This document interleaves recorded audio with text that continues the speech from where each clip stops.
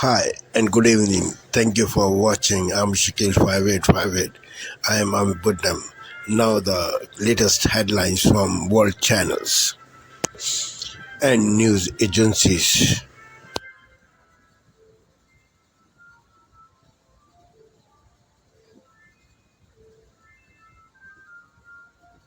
Purported leaked.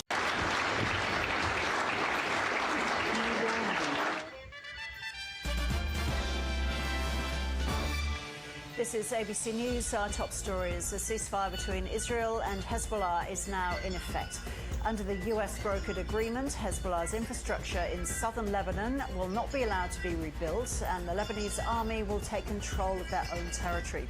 Israel will gradually withdraw its remaining forces over the next 60 days, and civilians will be able to return safely to their communities.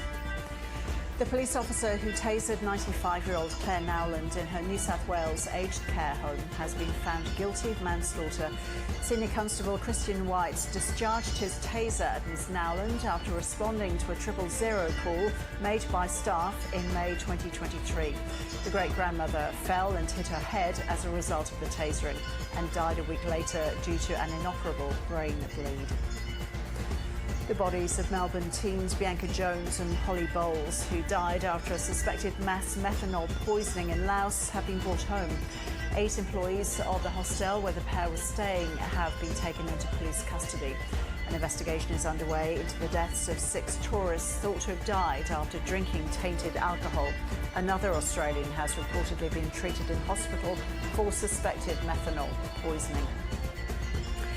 And health officials in New South Wales are warning of the dangers of unseasonably high temperatures in parts of Sydney today. Health authorities are urging the public to check in on elderly relatives and neighbours. Emergency departments and paramedics have been put on standby. A New South Wales police officer has been found guilty of manslaughter after he used his taser on a 95-year-old great-grandmother at her Snowy Mountains aged care home. Tonight, the Thanksgiving storm Ginger times out the rain, snow, and dangerous driving. In Boston, yet another scene at Logan Airport. A passenger plane hitting a plane on the ground, 2 pilots taken to the hospital.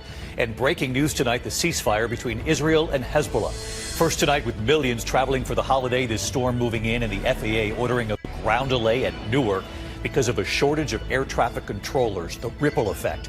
At Logan in Boston, that passenger plane hitting a plane on the ground, and another jet aborting takeoff at LAX in Los Angeles. Meantime, that storm set to make travel on the holiday dangerous. Winter storm alerts from California to the Rockies already. And the Northeast now bracing for rain, snow, difficult driving. And what it all means for the Thanksgiving Day parade. Ginger Z is right here again tonight. The breaking news involving Israel and Hezbollah at this hour. President Biden late today before the cameras revealing a ceasefire that starts in just hours. And what about the conflict now with Hamas? Martha Raddatz with late reporting.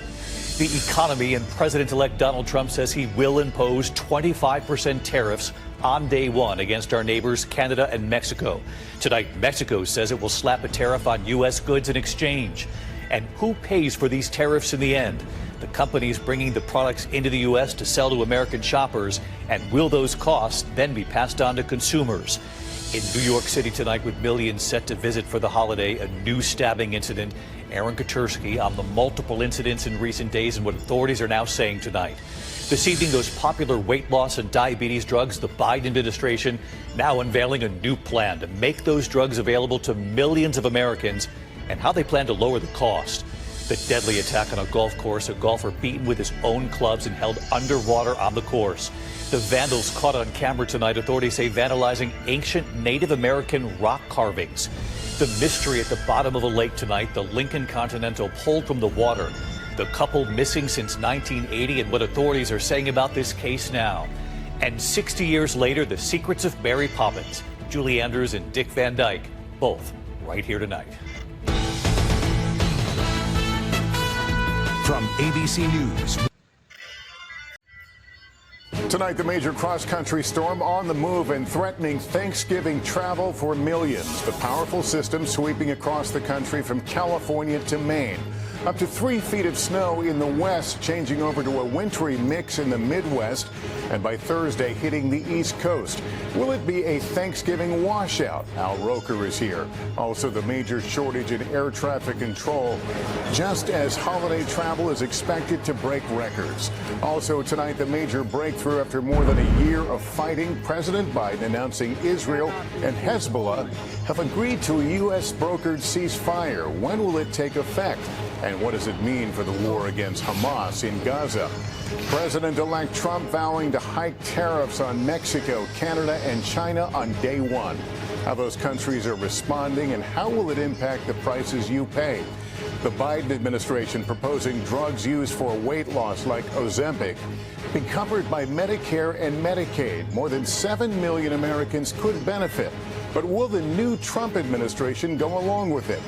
The warning if you're flying this holiday season, major airports being targeted by car theft rings. And after the devastation from Hurricane Helene, the band marching on to the biggest Thanksgiving celebration of them all. This is NBC Nightly News with Lester Holt. Good evening and welcome. Weather, which you can see, and FAA staffing shortages, which you can't see, are complicating and the fighting across the Lebanese-Israeli border will end. Breaking news. President Biden announces Israel and Hezbollah have agreed to a U.S. proposal for a ceasefire, ending the deadly fighting in Lebanon. What it could mean for Israel's war in Gaza. 95% of this comes from China. How Donald Trump's proposed tariffs could impact the price of common household items. Anytime prices go up or items are limited coming in, that affects us.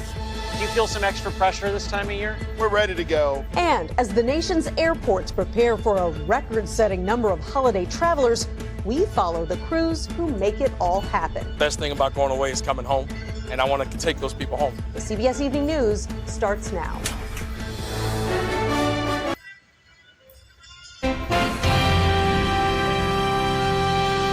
Good evening. I'm William Brangham. Amna Nawaz and Jeff Bennett are away.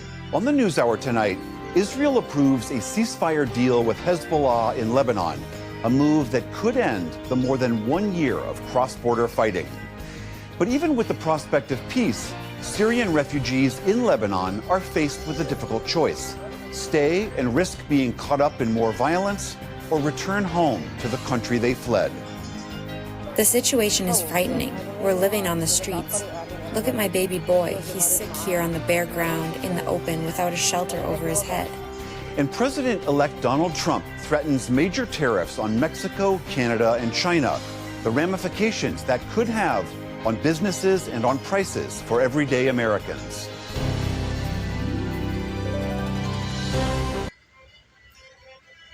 There's no maritime defense from the prez who makes no sense.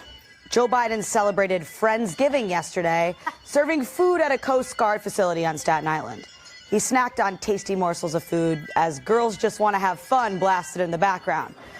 And then he said this. I've just been told I've been fired. What they do when they tell us, they set a time, how long we're going to be somewhere, and then what they do is they close all the roads. The Secret Service does. And if you want to lose all support for the Coast Guard and no one will ever vote for me again, I better get the hell out of here.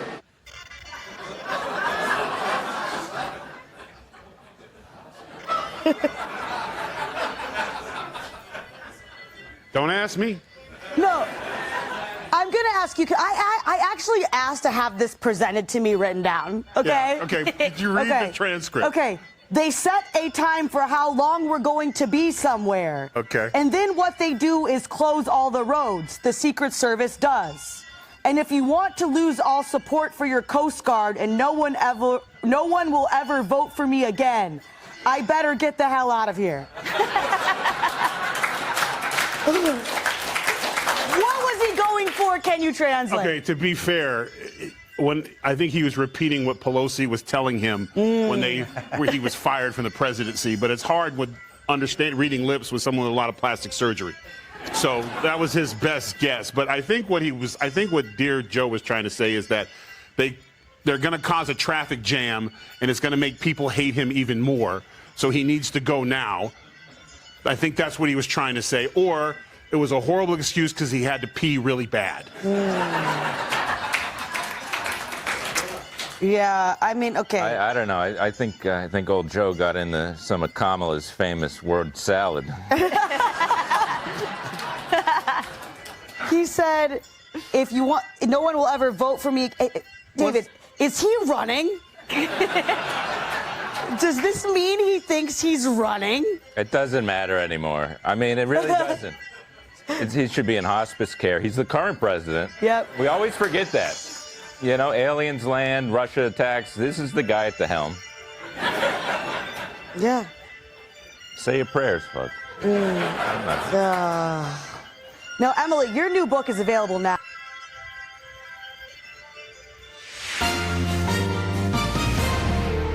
On this Tuesday night, Donald Trump's tariff threat. His vow to impose 25% tariffs on all goods from Canada and Mexico. And it would jack up the price of everything.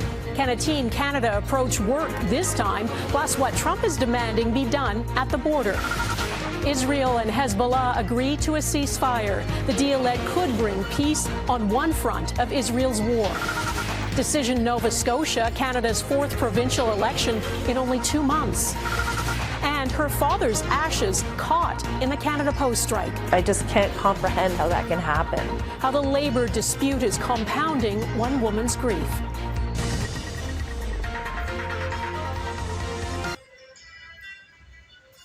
Kayla, this was a snap election, a huge win. How did the PCs pull this off? Well, Adrienne, as you say, it was a snap election. So first of all, they held all the cards going into this, right? The PCs were well prepared for the campaign, whereas some of the other parties, certainly the smaller parties, were left scrambling. But look, there's no question this is a spectacular night for the progressive conservatives in this province. Premier Tim Houston is now poised to form what's called a supermajority government. And that means when a party wins 2/3 of the seats in the House, and that is significant because 2/3 is also what's required to change the procedural rules of the House, which means Houston won't require the help or the cooperation of the opposition parties to make such changes. Also, when he first became premier in 2021, he ran on a promise to fix healthcare. And though there are now twice as many people in this province without access to a primary care provider, his win tonight means he has been able to convince Nova Scotians that he needed more time. Here's what Houston had to say tonight. So much is possible for this province, and I promise you, I will do everything I can to make it happen for this province, make it happen for you and for your family. I will give you everything I have. And political observers say Houston called this snap election last month because he wanted it to happen while Justin Trudeau is Prime Minister of Canada, hoping to capitalize on the unpopularity of the federal Liberals, and they say that seems to have worked. He has been successful in linking provincial Liberal leader Zach Churchill to Trudeau, going so far as to say he was beholden to Trudeau on things such as the unpopular carbon tax. Adrienne.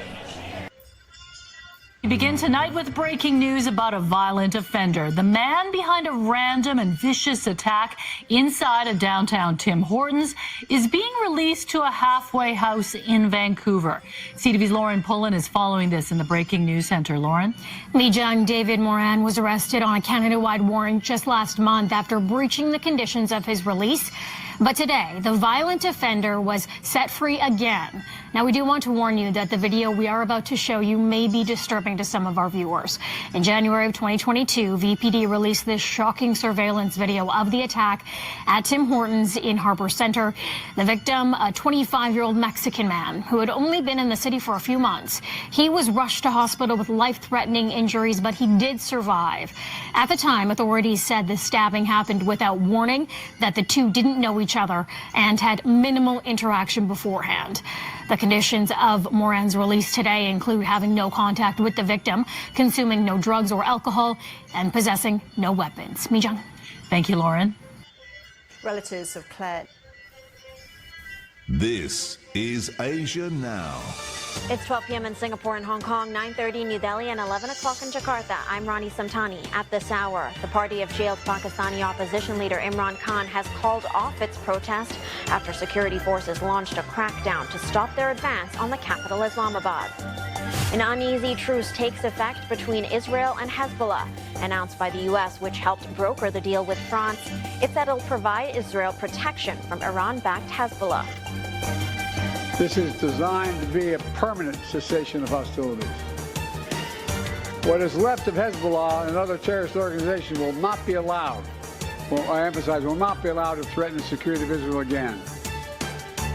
And voting underway in Indonesia to pick local leaders with more than 200 million eligible voters. It's the biggest regional election in which President Prabowo Subianto hopes to consolidate his party's gains.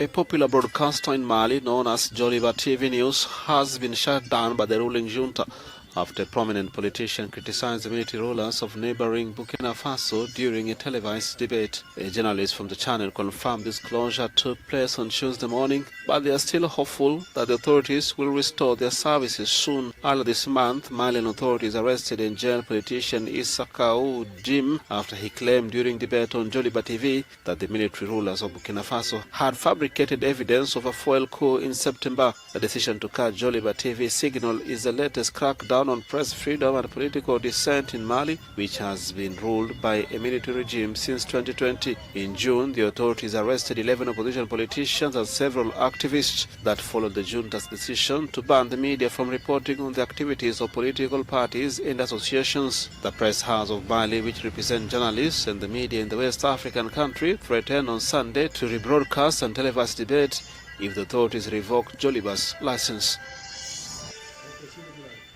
The Civilian Commission of Inquiry into the October 7 incursion into Israel by Hamas fighters has found Prime Minister Benjamin Netanyahu directly responsible for the failures leading up to the attack.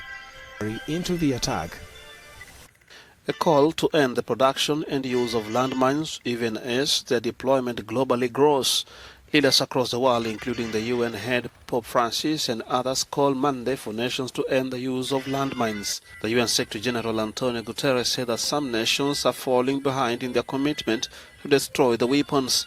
Speaking during the fifth review of the International Mine Ban Treaty, also known as the Ottawa Convention, Guterres said that 25 years after it went into force, some parties had renewed the use of anti-personnel mines. In a statement read on behalf of Pope Francis, his deputy Cardinal Pietro Parolin said that the anti-personnel landmines and victim-activated explosive devices continue to be used. At least 5,757 people were killed and wounded by landmines and unexploded ordnance last year, primarily civilians, of whom a third were children, according to Landmine Monitor report. Acarajé, a traditional Afro-Brazilian street food made by women, has boomed in popularity with a dedicated festival in Rio de Janeiro. Until a few years ago, the fried bun was mainly available in the Brazilian state of Bahia, but is now sold in cities across the country. The Baiana do Acarajé is a 3-day festival dedicated to the delicacy of Rio's Pracamao. This is the happiest day of my life. It's the second Acarajé festival, but now Baianas. I have full rights. Back then we had no rights. We went into the street not knowing if we could return home with our merchandise, because everything was confiscated. So for me, it was very sad. I suffered a lot, but I suffered and survived. Acarajé is made using black-eyed beans as the main ingredient. The batter is shaped using wooden and metal spoons and placed in palm oil. It's a mix of flavors and an explosion of flavor, a mixture of many flavors that together become marvelous. It's delicious. Misturado, é muito bom, muito gostoso. For the last 10 years, Rio's Acarajé Baianas has been commemorating a special day dedicated to their cultural heritage here at St. Rita Church.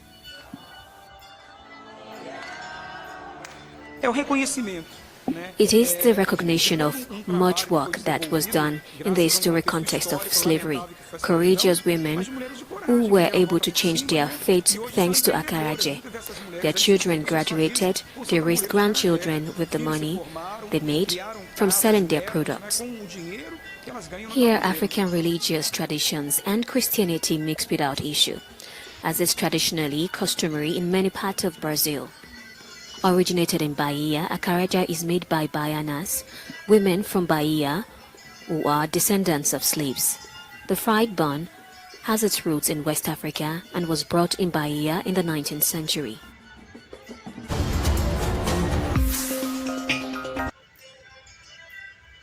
EU news, reports and analysis on Spain and Portugal. So join me here on France 24. Sarah Morris, one of the 200 France 24 correspondents around the world.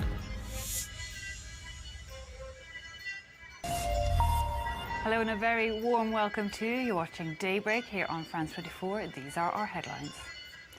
As ceasefire begins, a truce that brings a break in the war on Lebanon, signed by Israel on Tuesday, it will see Israeli troops withdraw to their side of the border and an international monitoring group put in place. Welcoming the truce as good news, the US and France both voiced hope that the deal could open the path to ending the war in Gaza as well.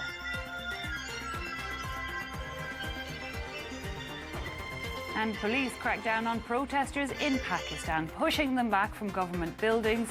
Thousands turned out and broke through security barriers as they demanded the release of imprisoned former Prime Minister Imran Khan. Good to have you with us. Well, also coming up, the brother and friends of French football star Paul Pogba on trial for trying to force him to give them millions of euros. He says they repeatedly attacked and threatened him for not doing more for them after his international success.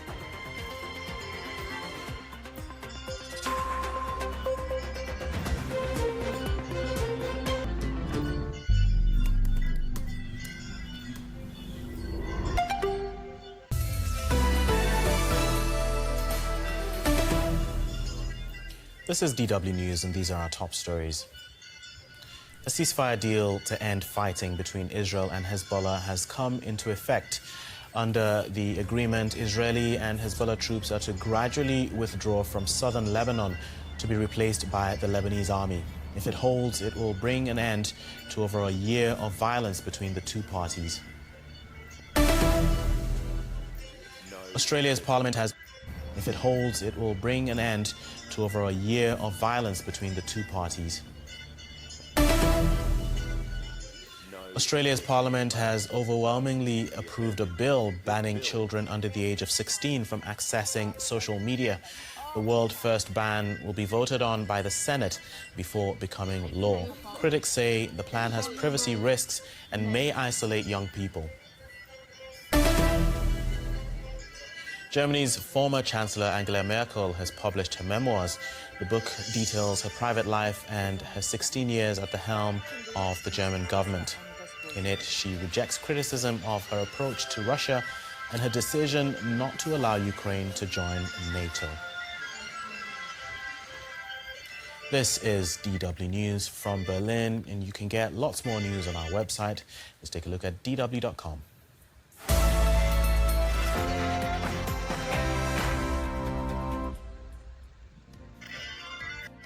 Bust. Car makers Vauxhall have announced the closure of their Luton factory, putting more than 1,000 jobs at risk. Days after Ford also revealed plans to cut 800 positions, leaving many to ask if the enthusiasm for electric vehicles is waning. The business blues don't end there. London's Smithfield Market is set to shut up shop after 800 years. A ceasefire between Israel and Hezbollah begins a monumental turn of events in the Middle East. Is this the biggest win in Joe Biden's presidency? I'm pleased to announce that their governments have accepted the United States proposal to end the devastating conflict between Israel and Hezbollah. The fighting across the Lebanese-Israeli border will end. Will end. On this Fuel Poverty Awareness Day, more than a third of older people say they're dreading the winter months and will find it hard to manage without the winter fuel payment. Over half of homeowners admit they are prepared for flooding, or they're not prepared for flooding. Warnings of a stormy winter ahead. We find out how you can flood-proof your home. Time to ban social media in the workplace. We're debating that as it emerges that the messaging service is being used as evidence in hundreds of employment tribunals. And in the sport this morning, what is going on at Manchester City as they wobble again and throw away a 3-0 lead at home to Feyenoord? Different story for Arsenal. They score 5 away at Lisbon, at unbeaten Sporting, and more trouble for referee David Coote. Morning. It's a wet and blustery start across the southern parts this morning. Further north, there's some frost and fog around, and more of that to come through tonight. Join me later for more details. Hello there. Very good morning to you on this Wednesday morning, halfway through the week. I'm Isabel Webster. This is GB News Breakfast. And a warning. Victoria McDonald's report does contain some distressing images. It's a really suffocating, dangerous form of abuse. The signs aren't as obvious as the bruises and the cuts. How can you get up in the middle of the night and flee if you have no money? But economic abuse leaves countless women trapped in relationships and still counting the cost long after they managed to escape. Rebecca Beattie spent 5 years with her partner, physically and emotionally abused, yes, but it was the financial control that he appeared to relish. It left her and her young son trapped. I remember going around the flat looking for pennies to be able to buy food to feed my son, and it's not that I wanted nice things, I just wanted to survive. He wouldn't give me money towards household bills and living expenses. He had my bank card, he knew the PIN numbers to all my bank accounts. Leaving an abusive partner is often the most dangerous moment for a woman. Rebecca's story was no different. He came into my home and assaulted me to the point of needing reconstructive surgery. And that was the scariest night of my life, because I thought that he was going to kill me, and I thought that I was never going to see my son again. He pleaded guilty to grievous bodily harm and was sentenced to 18 months in prison in 2012. But it was far from over. Rebecca says her abuser had racked up debts in her name worth more than £26,000. People always ask the question, why does she stay? There are many reasons why. The main reason, because the perpetrator has made the victim know that if they leave or try to call for help in any way, there'll be serious consequences. Now new research suggests nearly 1 million...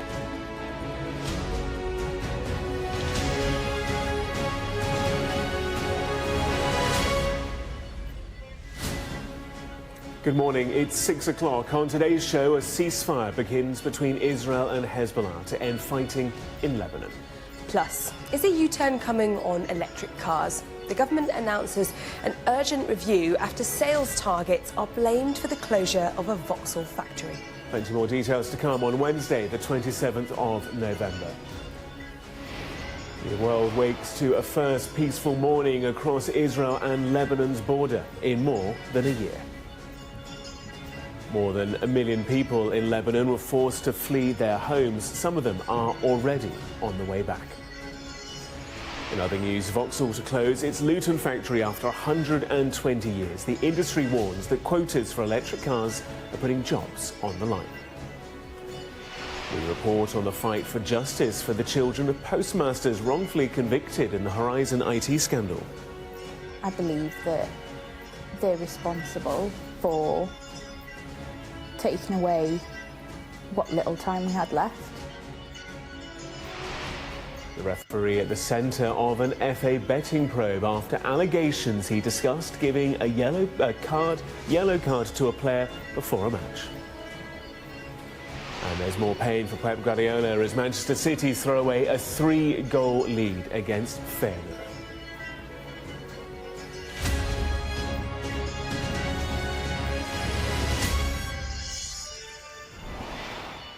Very good morning to you. Gareth Barlow with you on Sky News Breakfast.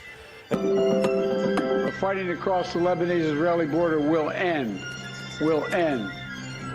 A ceasefire between Israel and Hezbollah has come into effect after more than a year of conflict. Hello, welcome to TRT World, live from Istanbul. I'm Aaron Armstrong. Also ahead on the programme.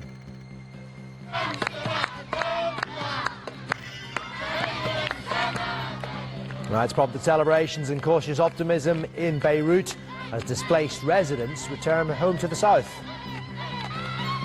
However, the ceasefire in Lebanon will have no direct effect on Israel's war in Gaza amid renewed warnings of a humanitarian crisis. And Namibians head to the polls in what could be the latest southern African country to experience electoral upset.